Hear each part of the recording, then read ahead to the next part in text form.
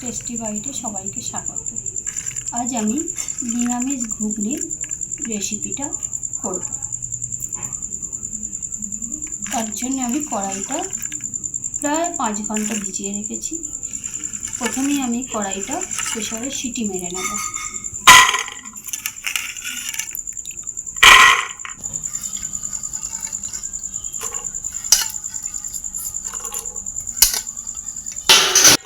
এবার আমি পরিমাণ মতো জল দেব।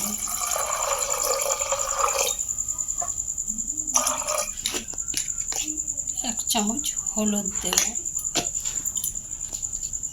পরিমাণ মতো নুন দেব।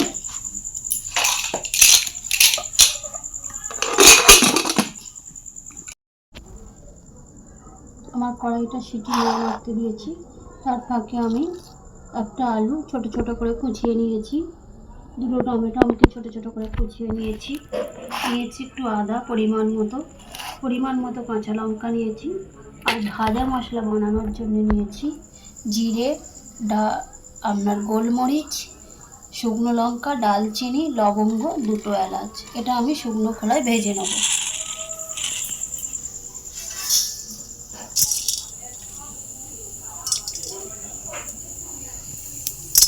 এগুলো আমি শুকনো খোলায় ভেজে নেব। এগুলো আগে দিয়েছি, তারপর জিরেটা দেব।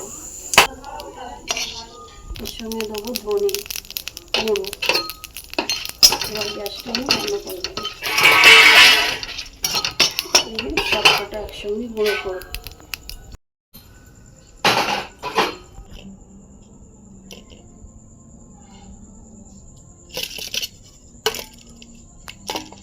মশলাটা আমি গুঁড়ো করে নিয়েছি। মশলাটা আমি খুব মিহি করে গুঁড়ো করিনি, হালকা করে রেখেছি। এবার আমি টমেটো আদাটা একসঙ্গে পেস্ট করে নেব।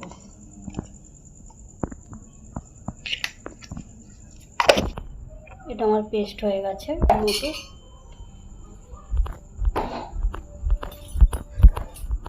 জিরে ফোড়ন দেবো, একটা তেজপাতা ফোড়নে দেব। তার সাথে আপনাদের কড়াইটা আমার হয়ে গেছে। দেখতেই পাচ্ছেন কড়াইটা একেবারে হয়ে গেছে, গুলেও গেছে, ম্যাশ করলে বোঝা যাচ্ছে।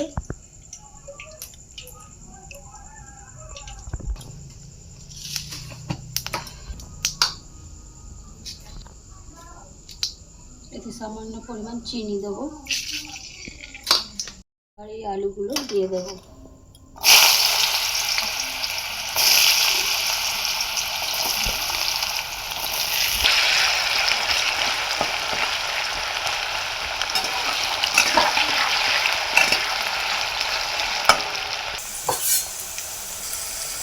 পরিমাণ মতো নুন দেবো।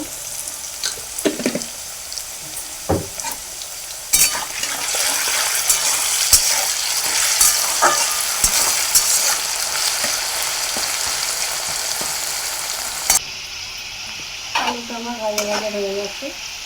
এবার এর মধ্যে আমি কাঁচা লঙ্কা কুচানোটা দিয়ে দেবো।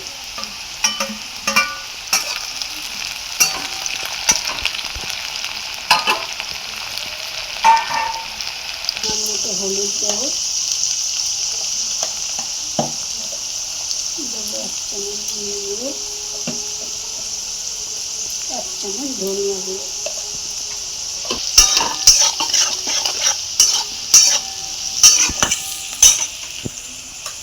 এবার আদা আর টমেটোর পেস্টও দিয়ে দেবো।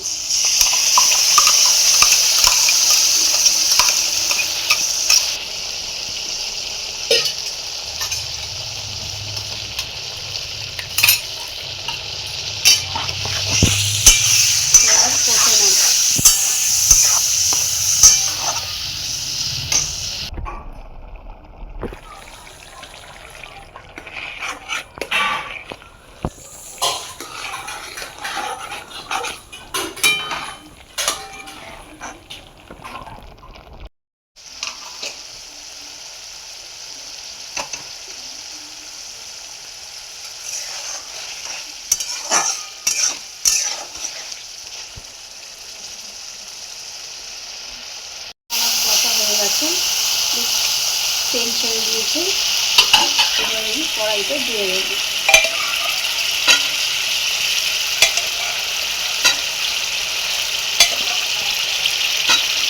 কড়াইটা দিয়ে দিয়েছি পুরো। রান্নাতে কোনো আমি গুঁড়ো লঙ্কা ব্যবহার করিনি এবং কাশ্মীরি লঙ্কাও ব্যবহার করিনি। আমি কাঁচা লঙ্কা দিয়েছি।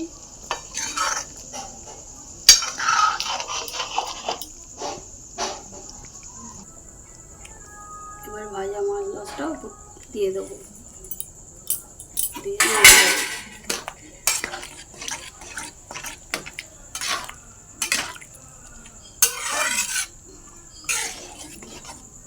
এটা আমি 15 মিনিট ফুটতে দেবো। এটা আমি মিডিয়াম আঁচে 15 মিনিট ফুটতে দেবো। তুই যেমন দাঁড়িয়েছিস অনেক ছাড়। আমি কষা করে মেথি ছড়িয়ে দেবো। এটা আমি রোস্টেড করে নিয়েছি।